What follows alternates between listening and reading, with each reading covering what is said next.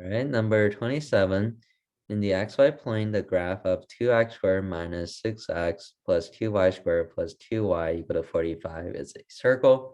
What's the radius of the circle? Okay, so we want to figure out the radius of the circle. And so this is the equation of a circle question.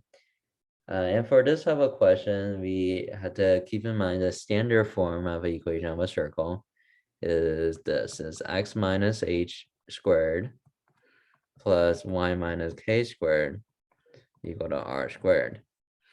Okay, so we have the standard form here. This is the center of the circle will be h comma k. Okay, and then radius of the square is gonna be r. Okay, center is h comma k and radius is r. But then the question here is that we don't have the standard form. Okay, so what we have here, this is not a standard form. So what we had to do to convert into standard form, we had to do the process called completing the square. That's the method we're going to use here. All right. So we're beginning with 2x squared minus 6x plus 2y squared plus 2y equal to 45. And we want to do completing the squared.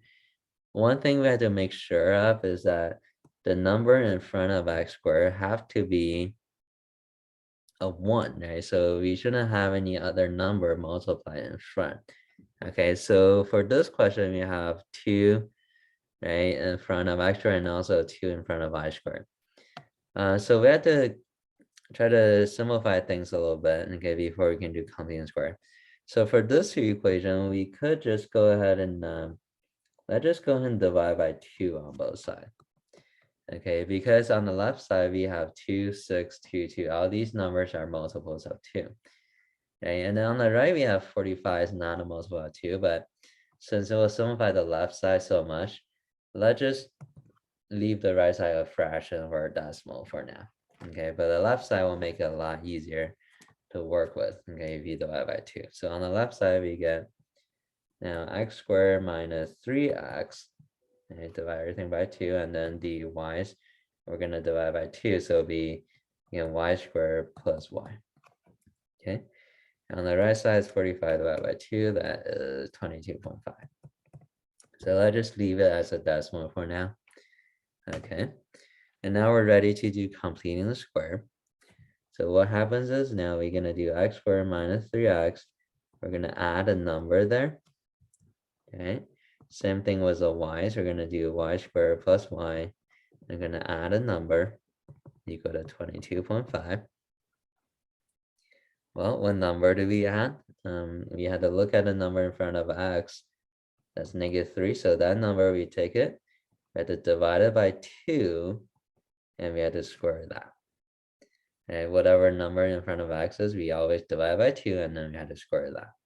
So -3 divided by 2 is -1.5. And -1.5 squared. Good thing is we can use a calculator on this, so it'll be 2.25. Okay, don't forget if we add it on the left side, we do have to add it on the right. Okay, so whatever we do on one side equation, I'm going to add it on the other side to keep the equation balanced. Okay, so do plus 2.25 on both sides. Okay, and then for the y's, you're going to add a number. So in front of y here is a 1. Okay, so nothing there, so it's a 1. So we do 1 divided by 2 and square that. So it'll be 0.5 squared pretty much. And that's 0.25. Okay, so it'll be 0.25. Okay.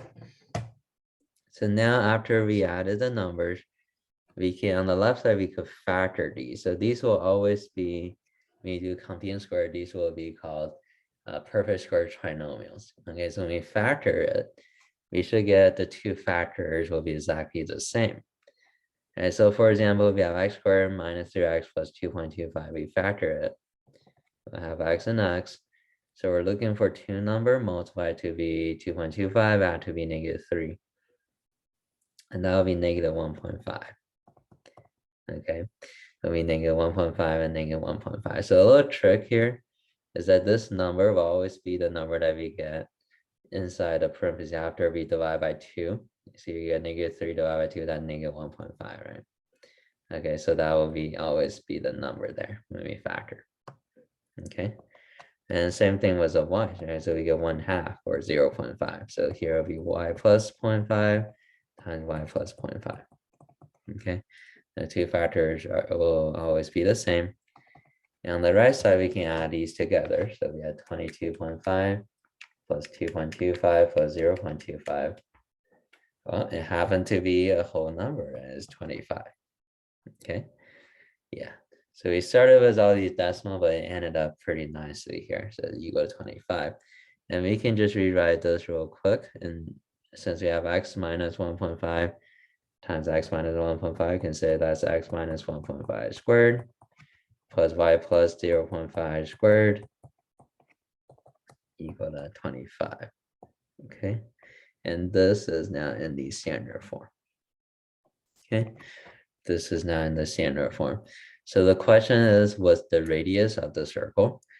Then we know the 25 here, that's r squared. Okay, so r squared is 25, then what's the radius? We can take the square root of it, of 25, right? So radius should be just 5. Okay, so radius 5, so letter A will be our answer. And they ask us what's the center. The center here will be 1.5 comma negative 0.5. Okay, so the center is inside the parentheses, but then it's always kind of the opposite. Okay, so positive 1.5 comma negative 0.5. All right, but for this question, they just want the radius, so that'll be answer choice A for our final answer.